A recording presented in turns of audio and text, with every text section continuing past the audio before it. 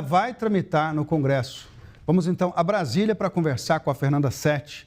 Fernanda, é um crédito voltado à iniciativa privada, né? Chega a 103%.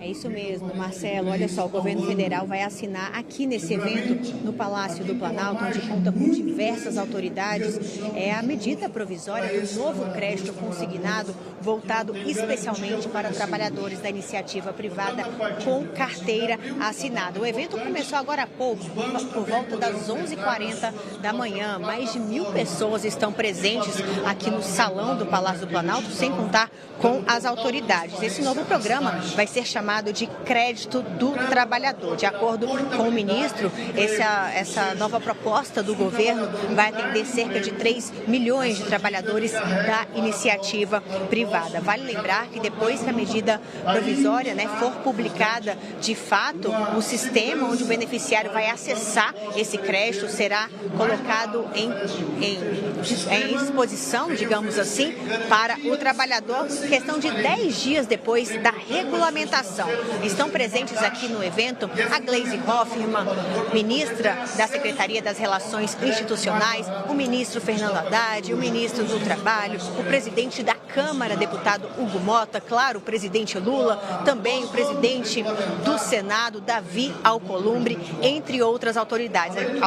A gente consegue ver que o salão está completamente lotado para o lançamento desse novo crédito consignado voltado para a iniciativa privada. E a ideia do governo federal é disponibilizar essa contratação com base no sistema chamado e-social. Então, o beneficiário ele vai poder acessar o crédito, fazer essa negociação diretamente com a instituição financeira. Não será preciso comunicar ou avisar as empresas empregadoras. Vale lembrar que o crédito consignado é uma modalidade de empréstimo que desconta ali diretamente da folha de pagamento do trabalhador, mas atualmente apenas o servidor público tem esse acesso, aposentados e pensionistas também. Agora, com esse novo programa lançado aqui hoje no Palácio do Planalto, chamado Crédito do Trabalhador, trabalhadores da iniciativa privada também terão esse benefício do crédito consignado. A gente continua aqui no Palácio do Planalto, acompanhando a cerimônia de perto e qualquer coisa eu volto com mais novidades, Marcelo. Certo, Fernanda, muito obrigado. E para falar sobre esse assunto, a gente tem uma presença luxuosa agora no estúdio do Real Time, a nossa analista de política e economia, que veio lá de Brasília para encontrar a gente hoje, Júlia Lindner. É um prazer falar com você pessoalmente, Prazer Júlia. também, Marcelo. Uma alegria estar aqui hoje. Ô, Júlia, fala pra gente, essa medida do crédito consignado aí para o setor privado, ela é algo unânime no governo?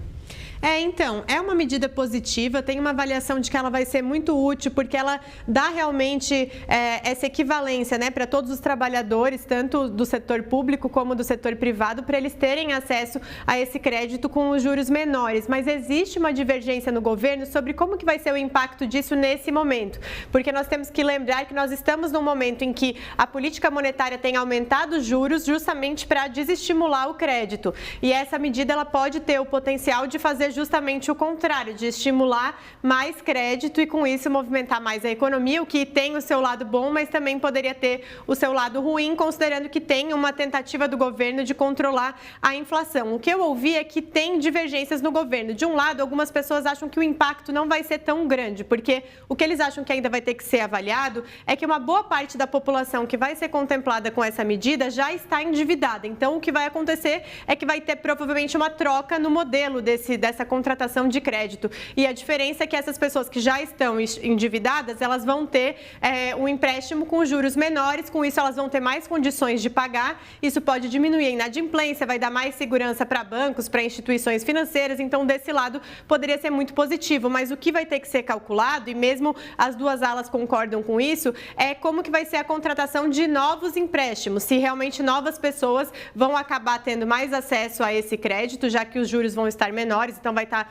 mais atrativo, e se com isso pode ter um efeito na economia que pode sim gerar uma movimentação maior e aí com isso também contribuir para uma alta da inflação, já que o momento seria justamente de desacelerar para daí controlar esses números. Por isso que existe uma divergência, mas fato é que para a população acaba sendo uma medida favorável, porque realmente pode reduzir muito os juros de quem precisa desse empréstimo, de quem já está endividado, e aí por isso tem essa dualidade popularidade em relação à medida nesse momento e acaba sendo aquela divergência entre alas políticas e alas econômicas, porque a economia do governo tenta segurar mais, não quer ter nenhuma medida nova, quer fazer ajuste fiscal, e a ala política, especialmente no momento em que a popularidade do presidente Lula apresenta queda, está num momento muito delicado, quer apresentar medidas para dar um conforto a mais para a população, para que realmente consiga ter mais acesso ao crédito e fazer mais coisas, mas pode ter esse efeito, né, colateral que poderia ser negativo, porque também se acabar aumentando a inflação, acaba sendo negativo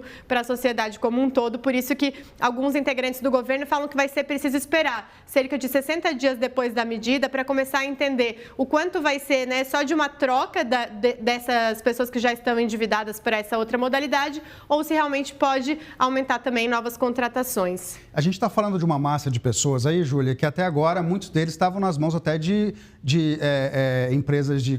como que se diz quando não é banco? A empresa que oferece crédito caro, vamos dizer assim. Sim, Às vezes com mais de 10% ao mês, né? Então elas podem se livrar dessa dívida ruim aí.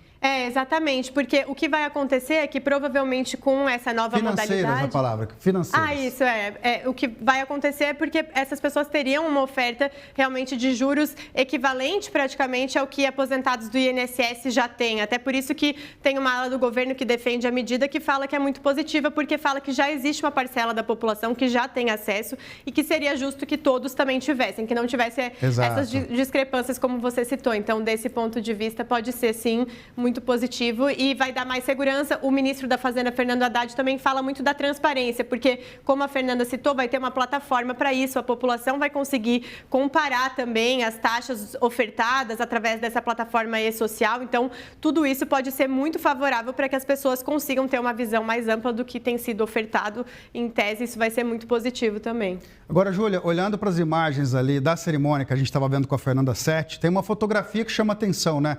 Gleisi Hoffmann sentada ali ao lado do Fernando Haddad, agora os dois tendo que jogar juntos ali, né? Acabou aquela história de Gleisi, presidente do PT, criticando medidas econômicas do Haddad. Não tem mais como fazer isso. Exatamente. Eu acho que deve ter sido intencional até essa imagem, porque nós vemos nos últimos dias um esforço muito grande, tanto da Gleisi quanto do Haddad, de fazerem afagos um ao outro, justamente para não despertar muito ruído no mercado financeiro, já que a escolha de Gleisi gerou uma preocupação se ela, no Palácio do Planalto, poderia prejudicar a equipe econômica ou mesmo atuar num fogo amigo contra Haddad e aí sim prejudicar essa questão do ajuste fiscal, que é uma preocupação muito grande.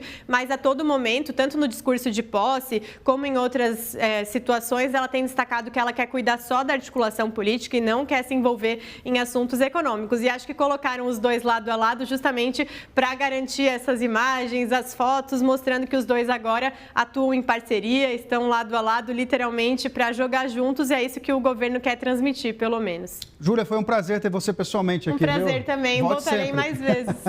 Agora a gente troca uma presença luxuosa por outra, mas essa daqui a gente está acostumado, já que está toda hora aqui, o Rodrigo Loureiro. Rodrigo, até a Júlia aqui, realmente, né? Que moral. Sim, com certeza, né? Eu estou longe desse luxo todo, viu? Não, você também é luxuoso, mas você está todo dia aqui, a gente está acostumado já. Mas fala um pouco pra gente, Rodrigo, como é que ficam as fintechs nessa corrida aí no crédito consignado privado? Olha, Marcelo, nesse primeiro momento, elas não ficam, tá? A gente vai ver aqui um quadro, quais são os principais riscos para as fintechs, por que as fintechs não vão conseguir, não é esse quadro, vamos colocar o outro quadro aqui, nossa inteligência artificial, daqui a pouco ela joga o outro quadro aqui.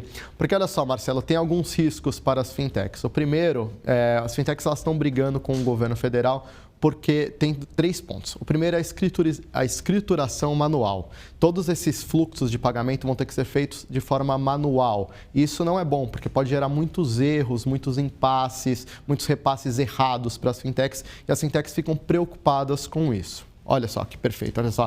Agora sim, nossa inteligência artificial jogou aqui na tela. Então, aqui, esses 3 riscos, tá? Escrituração manual, esse é o primeiro ponto. Tudo isso, todo o processo vai ter que ser feito de forma manual no fluxo de pagamentos. E você acha que as fintechs têm menos capacidade de fazer isso? Porque elas são muito automatizadas? O problema não são nem a questão das fintechs, é o problema de quais empresas vão fazer isso, de como que os RHs vão lidar com todo esse fluxo de pagamentos. E aí as fintechs ficam com receio de quê? De não receber o valor desses empréstimos consignados.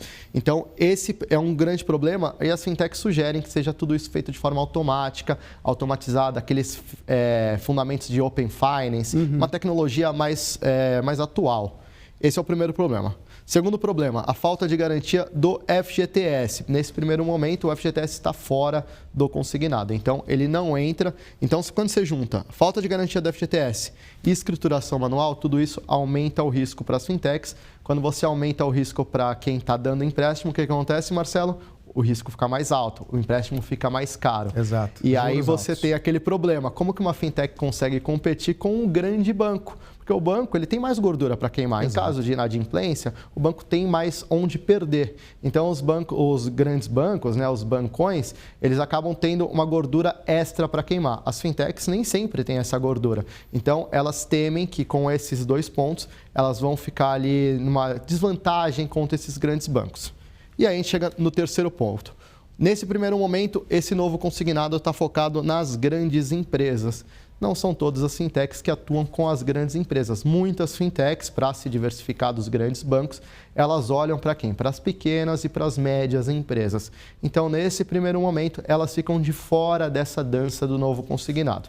A expectativa, né, no setor de tecnologia como um todo, é de que o governo, ao longo dos próximos meses, ao longo do tempo, reformule essas regras, abra mais espaço para a competição. Porque aí, quando você abre mais espaço para a competição, a tendência é que as fintechs cheguem e aí os juros abaixem.